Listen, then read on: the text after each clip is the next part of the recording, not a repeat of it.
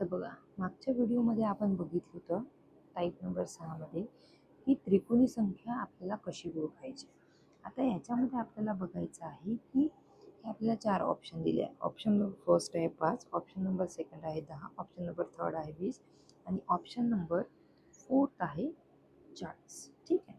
तर यामध्ये आपल्याला विचारलेलं आहे की याच्यामधून 4 ऑप्शनमधून कोणती अशी संख्या आहे की जी त्रिकोणी संख्या आहे. आता मी तुम्हाला ऑलरेडी सांगितलं होतं की त्रिकोणी संख्या आपण कसं ओळखत असतो की दिलेल्या संख्येची दुप्पट करायची आणि त्याचे असे फॅक्टर पाडायचे की ते जे क्रमागत असायला पाहिजे.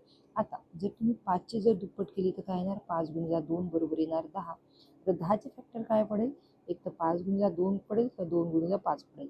आता हे जे फॅक्टर आहे हे क्रमागत आहे का, नाही, म्हणजे ही त्रिकोणी संख्या आहे का, नाही.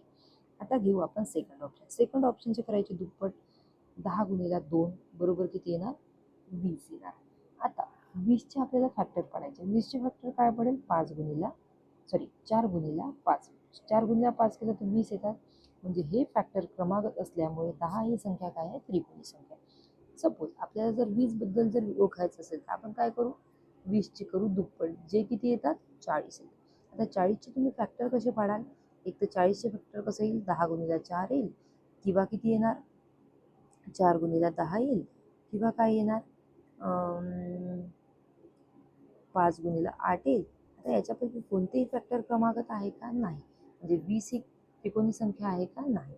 जसं तुम्ही जर 40चं बघितलं तर 40ला काय कराल, 40चे कराल दुप्पट, जे की येणार 80. परत 80चे आपण फॅक्टर काढू तर 10 गुणिले 8 येईल किंवा 8 गुणिले 10 येईल किंवा 20 गुणिले 4 येईल. अशा प्रकारे याचे फॅक्टर पडेल.